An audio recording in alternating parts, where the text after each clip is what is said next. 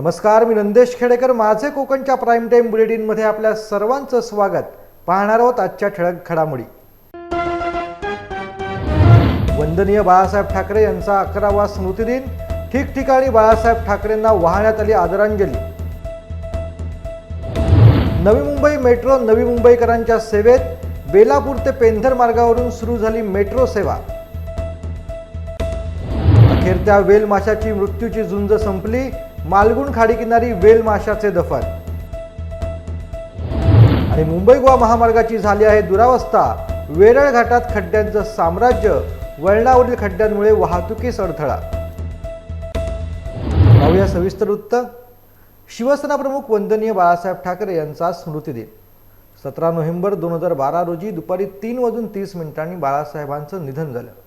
बाळ केशव ठाकरे उर्फ बाळासाहेब ठाकरे यांचा जन्म 23 जानेवारी 1926 रोजी मुंबईतील एका मध्यमवर्गीय कुटुंबात झाला होता.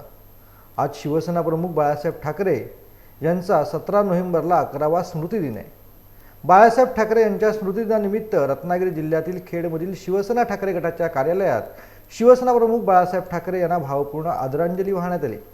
यावेळी शिवसेना ठाकरे गटातील माजी आमदार संजय कदम, माजी नगराध्यक्ष नागेश तोडकरी, अरविंद तोडकरी, तालुका प्रमुख संदीप कांबळे, तालुका सचिव मनोज भोसले, शहर प्रमुख दर्शन महाजन, महिला संघटिका माधवी बेर्डे, विभाग प्रमुख, शाखा प्रमुख, गटप्रमुख, युवा सेनेतील सर्व पदाधिकारी, कार्यकर्ते आणि शिवसैनिक यावेळेला उपस्थित होते. हिंदू हृदय सम्राट सर्वसेनापती शिवसेना प्रमुख वंदनीय बाळासाहेब ठाकरे यांचा 11वा स्मृतिदिन आज आहे आणि 11वा स्मृतिदिन संपूर्ण राज्यभर साजरा होत असताना आज सर्व शिवसैनिकांच्या मनामध्ये शिवसेना प्रमुखांच्या बाबत असलेलं प्रेम आणि शिवसेना प्रमुखांनी घालून दिली शिकवण याची आठवण आजचा स्मृतिदिनानिमित्त सगळे शिवसैनिक खेडमध्ये मोठ्या संख्येनं खेड शिवसेना शहर शाखेमध्ये जमा झालेले आहेत. वंदनीय शिवसेना प्रमुखांचं नाव संपूर्ण जगभरामध्ये आणि म्हणून असं एकमेव नेता की त्यांचे गेले कित्येक वर्ष 1966 पासून स्थापनेपासून आजपर्यंत शिवाजी पार्कवरती एक नेता एक सभा असं संपूर्ण जगामध्ये वर्ल्ड रेकॉर्ड झाली अशी जे शिवाजी पार्क मैदान आणि संपूर्ण महाराष्ट्र हा शिवसेना प्रमुखांच्या विचाराचे अजूनही बांधिलके आणि म्हणून आपण सर्व शिवसैनिकांच्या वतीनं वंदनीय शिवसेना प्रमुखांच्या आत्म्यात चिरशांती लाभो अशी ईश्वरचरणी प्रार्थना. हिंदू हृदय सम्राट वंदनीय बाळासाहेब ठाकरे यांचा 11वा स्मृतिदिन.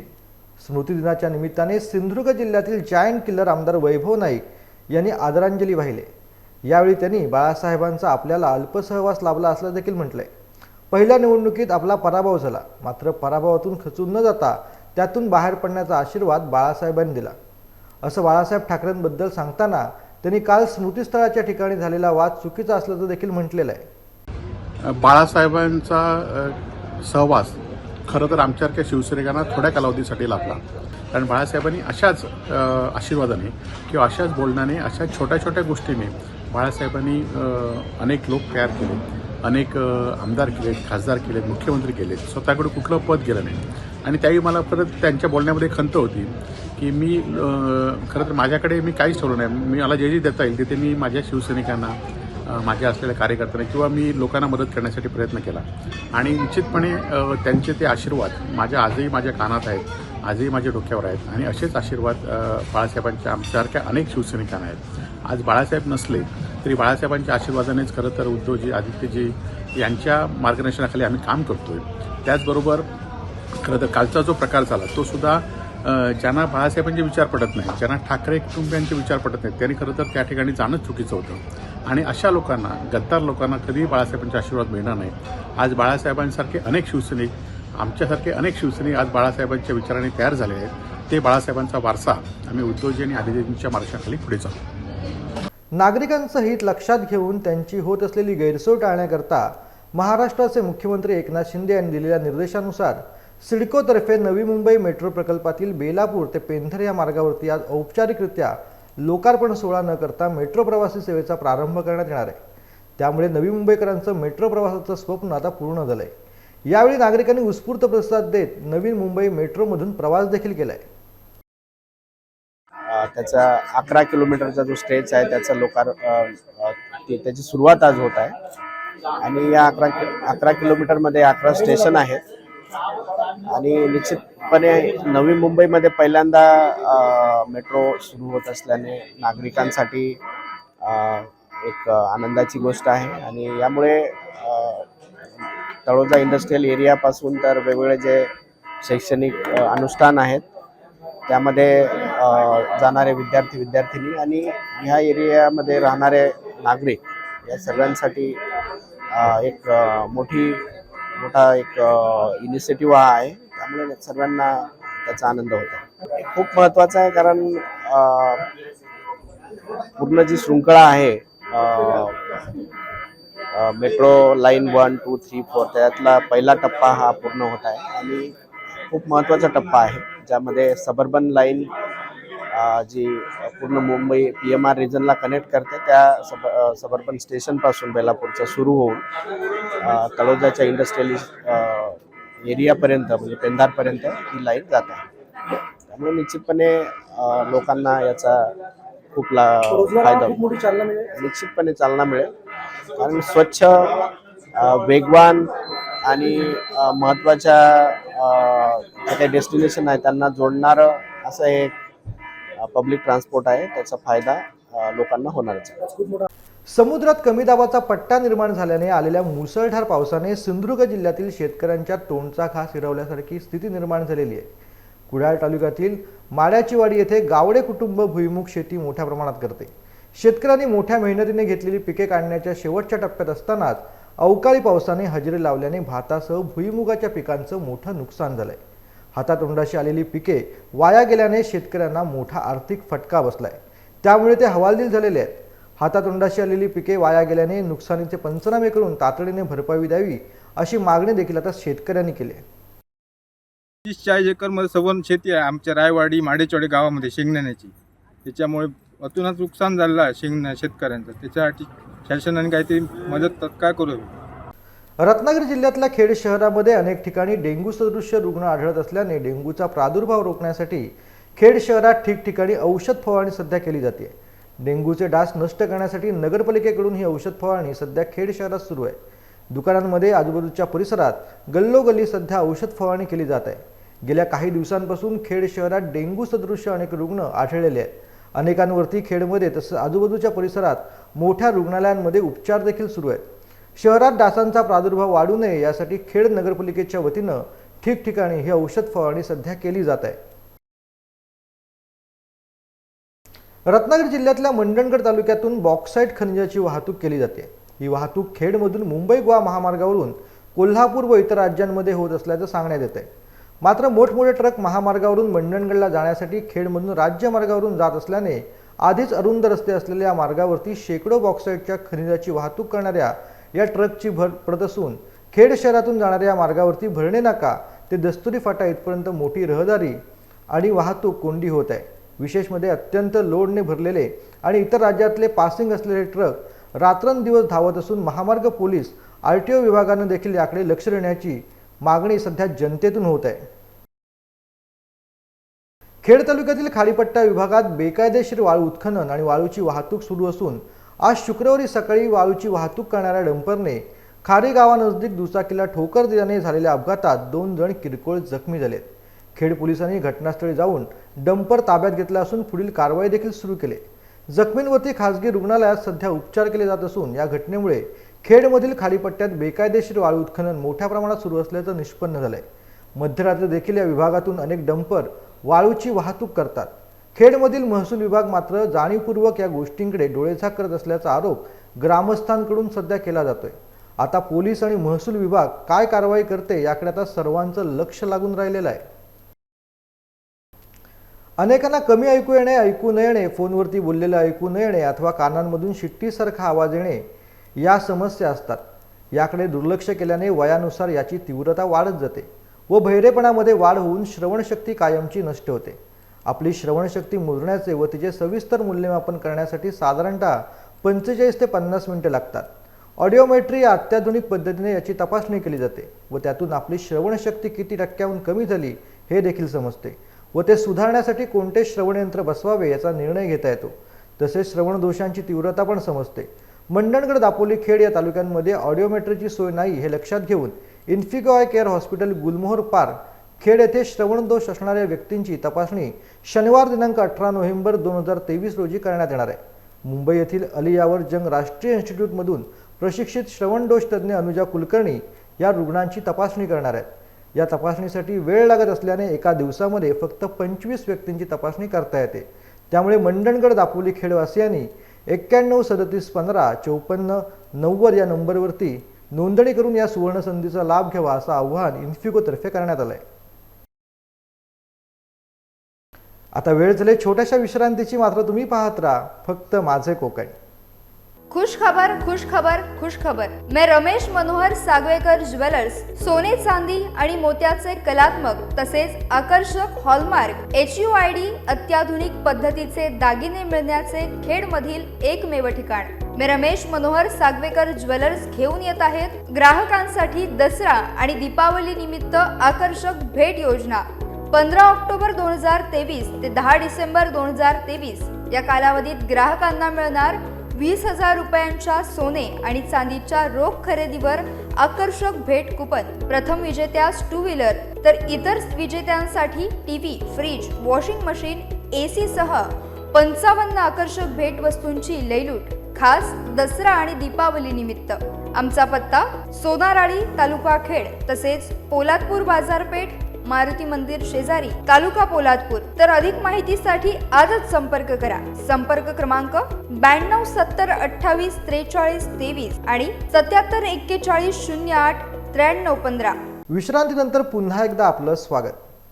गणपतीपुळे येथे गेले सुमारे 3-4 दिवस चर्चेचा विषय असणाऱ्या व्हेल माशाचं ऑपरेशन ब्ल्यू व्हेल नंतर सदरचा व्हेल मासा मृतावस्थेत गणपतीपुळे येथील पर्यटन निवास महामंडळाच्या बांबू हाऊस परिसरातील समुद्रावरती काल गुरुवार दिनांक 15 रोजी सायंकाळी 5:30 दिसून आला.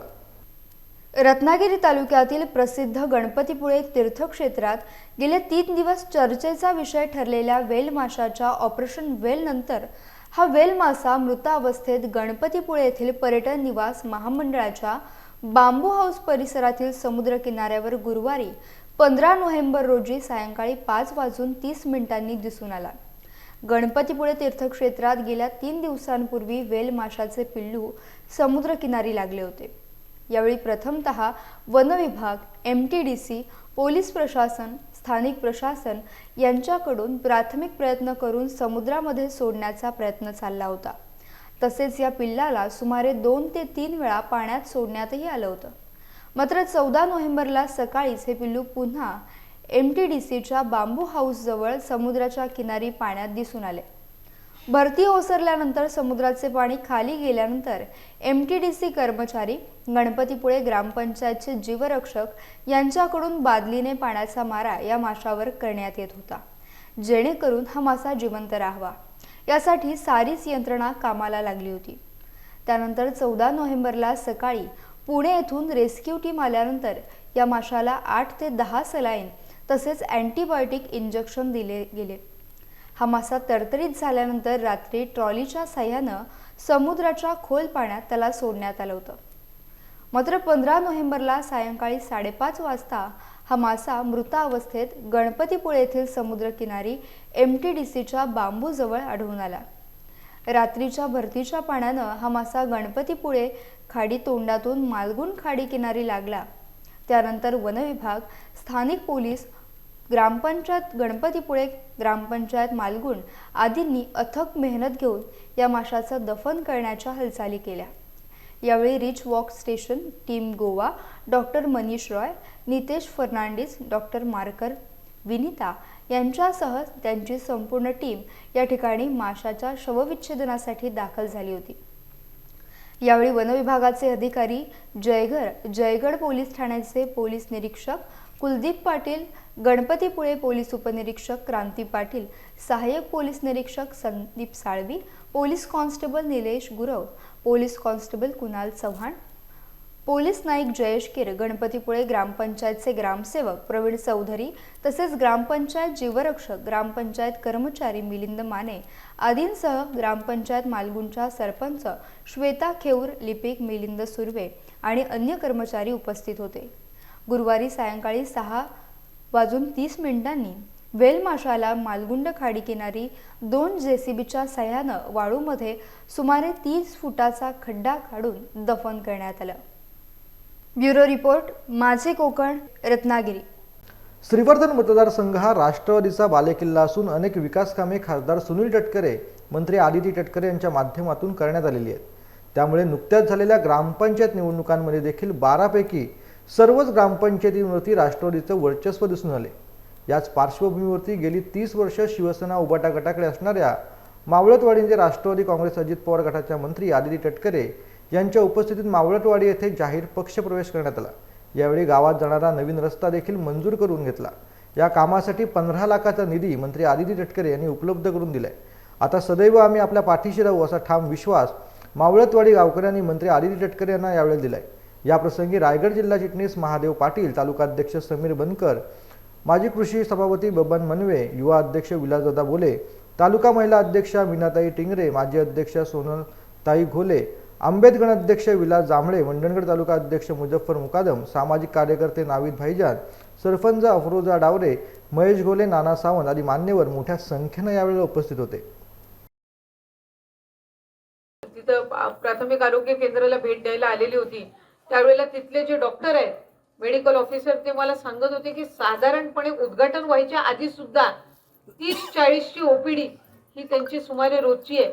त्याच्यामध्ये आपल्याही तालुक्यातली तिथली मंडळी मोठ्या प्रमाणामध्ये येतात आणि मग इथल्या या परिसरातील सुद्धा असतात. आम्ही त्यांना स्टाफची आणि ही सगळी जी बाहेरील जी भरती आहे याची प्रक्रिया याला गती देण्यासाठी आम्ही आरोग्य अधिकाऱ्यांना सुद्धा त्यानिमित्ताने सूचना दिलेल्या आहेत, मुख्य कार्यकारी अधिकाऱ्यांना सुद्धा दिलेल्या आहेत. याचा आवर्जून उल्लेख मी यासाठी करते की जी कॉन्ट्रॅक्च्युअल भरती असते इथं आम्ही त्यांना सांगितले की स्थानिकांना आपण प्राधान्य द्यावं आणि म्हणूनच माझी तर या निमित्ताने विनंती राहील की 2-3 अर्ज आम्हाला या परिसरातील मुख्य अधिकाऱ्यांकडे आणि आरोग्य अधिकाऱ्यांकडे गेलेले आहेत, तालुका आरोग्य अधिकाऱ्यांकडे पण गेलेले आहेत. पण आणखीन या परिसरातील आपले जे सर्व पदाधिकारी आहेत, आपण थोडा पुढाकार घेऊन त्या निमित्ताने जी कॉन्ट्रॅक्च्युअल बेसिसवरची ठेकेदार पद्धतीने जी आपल्याला तिथे लागणारी जी यंत्रणा असते किंवा जे तिथे लागणारी जे पोस्टिंग्स आहेत त्या जर स्थानिक आपल्याला मिळाले तर अधिकाधिक त्या निमित्ताने रोजगारी त्यांना मिळेल आणि व्यक्ती स्थानिक असेल की मग ते सोडून जाण्याचं किंवा मग कामावर न येण्याचं सुद्धा प्रमाण जे आहे हे फार कमी राहतं. माणगाव तालुक्यातील प्रतिष्ठेची समजली जाणारी व माणगाव तालुका राष्ट्रवादी काँग्रेसचे अध्यक्ष सुभाष केकाणे यांची ग्रामपंचायत लोणशीच्या उपसरपंच पदाची निवडणूक 17 नोव्हेंबर रोजी बिनविरोध पार पडली.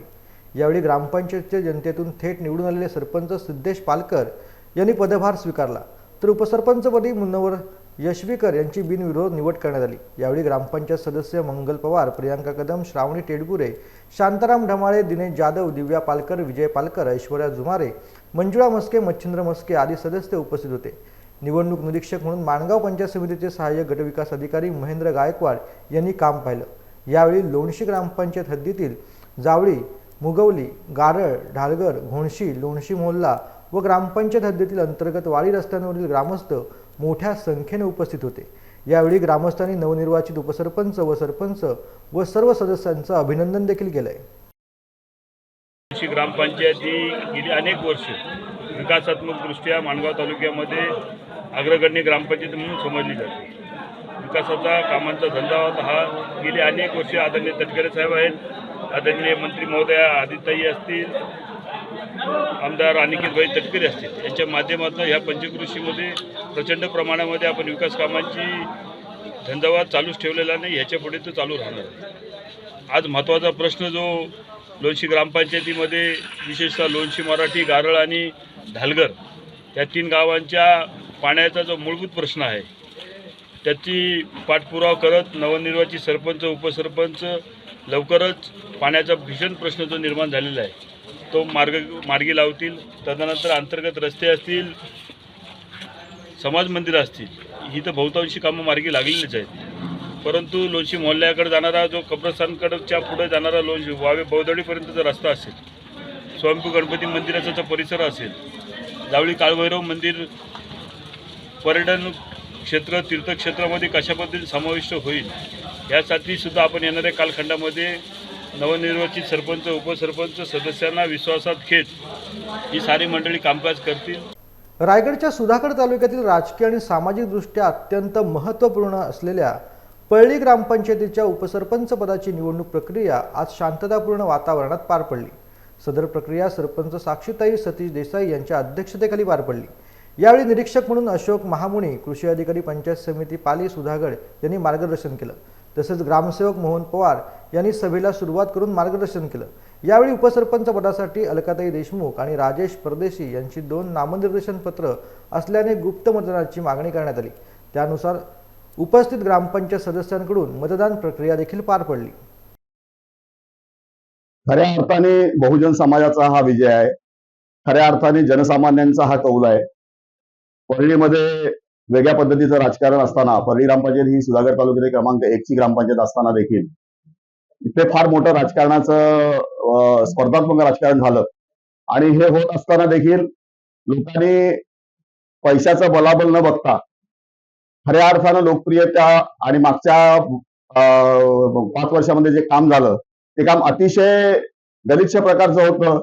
हे लोकांच्या निदर्शनात आलं आणि सुज्ञ जनतेने मनापासून कौल दिला की ही ग्रामपंचायत पुढच्या भ्रष्टाचार निर्मूलन आघाडी जी आम्ही स्थापन केली होती त्या भ्रष्टाचार निर्मूलन आघाडीच्या ताब्यामध्ये ही सत्ता देणं आवश्यक आहे, क्रमप्राप्त आहे आणि त्यामुळे ती सत्ता आमच्या हातामध्ये आली.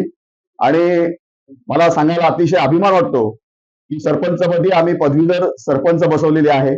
आमची एक उमेदवार डॉक्टर होती, परंतु कर्मधर्म संयोगाने राजकारणामध्ये उलट्या सुलट्या काही गोष्टी झाल्या, थोड्या थोड्या मताने त्यांचा पराभव झाला.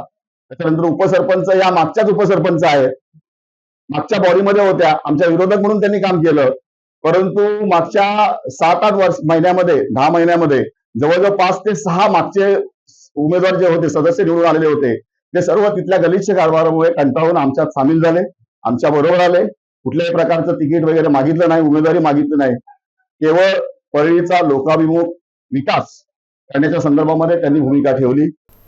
आता वेळ झाली छोट्याशा विश्रांतीची, मात्र तुम्ही पाहत राहा फक्त माझे कोकण. HP बुटालाइन सर्व्हिसेस घेऊन आले सणांनिमित्त ग्राहकांसाठी खास ऑफर. ऑनलाईन रेट आपल्यासाठी थेट. Fridge, TV, AC, washing machine व फर्निचरवरती मिळवा भरघोस सूट व जादा वॉरंटी ऑफर फक्त मर्यादित कालावधीपर्यंत. तसेच ग्राहकांसाठी बजाज फायनान्स कमीत कमी डाऊन पेमेंटमध्ये आमच्याकडे उपलब्ध. आता सणांचा आनंद द्विगुणित करा आणि आजच भेट द्या आपल्या HP बुटालाइन सर्व्हिसेसच्या जवळच्या दालनात.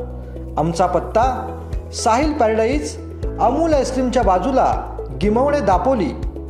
फाटक कॅपिटल, राधाकृष्ण मंदिर समोर, फॅमिली मॉल दापोली आणि हॉटेल सवेरा शेजारी, कोष्टीआळी, खेड. विश्रांतीनंतर पुन्हा एकदा आपलं स्वागत. मुंबई गोवा महामार्गाचं काम सध्या बंद अवस्थेत आहे. गणपतीपूर्वी वाकेडपासून पालीपर्यंत खड्डे भरण्यात आले होते, परंतु काही दिवसात रोडमध्ये पुन्हा एकदा खड्डे पडलेले आहेत. अपघात प्रवण ठिकाण म्हणून सध्या ओळख असलेल्या वेरळ गटातील वळणावरती मोठे खड्डे पडल्याने अवजड वाहने या ठिकाणी बंद पडत आहेत. वळणावरतीच ट्रक बंद पडल्याने मुंबईहून गोव्याकडे जाणारी अवजड वाहतूक गेली 3 तास खोळंबलेली आहे. तात्काळ हातखंबा महामार्ग पोलीस हे वेरळ येथे दाखल झाले आणि मुंबई गोवा महामार्गाच्या दुरावस्थेकडे कोणी लक्ष देणार का असा सवाल देखील आता प्रवाशांनी उपस्थित केलेला आहे. खेड तालुक्यातील सुकिवली येथील लुंबिनी बौद्ध विहार येथे मुंबई येथून दाखल झालेल्या 30 भिक्खू संघाने विहारास भेट देत मुख्य रस्ता ते लुंबिनी बौद्ध विहार अशी पदयात्रा बुद्धम शरणम गच्छामीचा नामघोषित काढून परिसर मंगलमय बुद्धवाणीने निनादून गेला. निमित्त होते श्रामणेर संघाला भोजनदान व धम्मदेसना कार्यक्रमाचं खेड तालुक्यातील DN मोरे, माजी श्रामणेर व केंद्रीय शिक्षक गिरीश गमरे व खेड तालुका बौद्ध समाजसेवा संघ शाखा क्रमांक 25 सुकिवली, आम्रपाली महिला मंडळ यांच्या माध्यमातून हा कार्यक्रम यशस्वीरित्या पार पडला. समारंभ संपन्न करणे कामी स्थानिक शाखेतील पदाधिकारी व महिला उपासिका यांनी परिश्रम घेतले. श्रामणेर संघाचे संघ प्रमुख भंते विशुद्धी बोधी यांनी यावेळी उपस्थित उपासक उपासिका यांना धम्मदेसना दिली. यावेळी मार्गदर्शन करण्यासाठी जिल्हा शाखा रत्नागिरी येथील केंद्रीय शिक्षक संजय कांबळे, तसेच जिल्हा संस्कार विभाग सचिव अल्पेश सकपाळ, तसेच the Buddhist society of India taluka शाखा खेडचे अध्यक्ष BS पवार, सरचिटणीस रमण तांबे, कोषाध्यक्ष अरुण मोरे, उपाध्यक्ष देवदत्त हळडे, KT गायकवाड, अध्यक्ष शहर शाखा देवानंद यादव, माजी अध्यक्ष, तसेच समता सैनिक दलचे समीर रुके, राजेश धोत्रे, तन्वी मोरे पवार, तसेच मंडणगड तालुका पदाधिकारी हर्षद जाधव, प्रमोद सकपाळ, प्रफुल्ल खैरे, दीपक धोत्रे यांच्यासह स्थानिक शाखेचे अध्यक्ष मनोहर जाधव, संघ उपाध्यक्ष किरण जाधव, अजित जाधव यांच्यासह आम्रपाली महिला मंडळाच्या पदाधिकारी व सदस्या यावेळेला उपस्थित होत्या.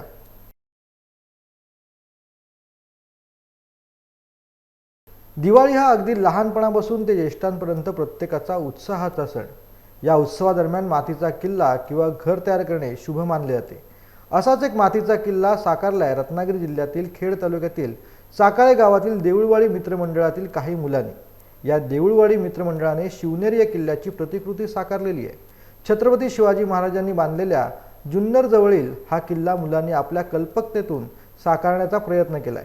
अतिशय सुबक असा हा पदमदुर्ग किल्ला साकारण्यासाठी पारस शिंदे, सर्वेश कुंभारकर, पियुष कदम, सोहम कुंभारकर, तन्मय चव्हाण, मंदार चव्हाण, ऋग्वेद चव्हाण, तनुजा कदम, चिऊ शिंदे, आर्या कुंभारकर, स्वराज चव्हाण, शंभू कुंभारकर यांनी विशेष मेहनत देखील घेतलेली आहे.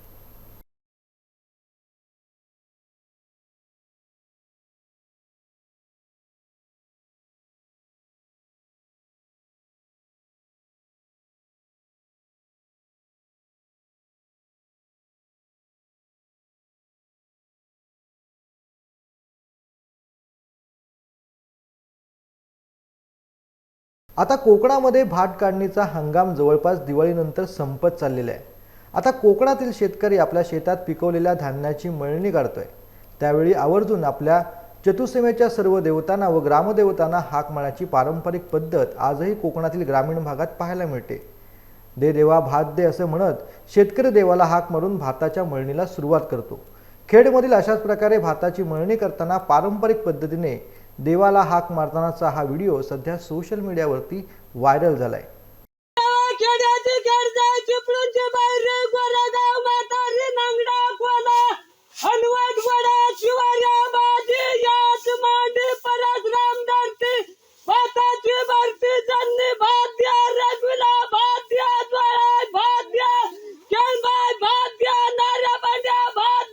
आता वेळ झाली इथंच थांबण्याची, मात्र तुम्ही पाहत राहा फक्त माझे कोकण.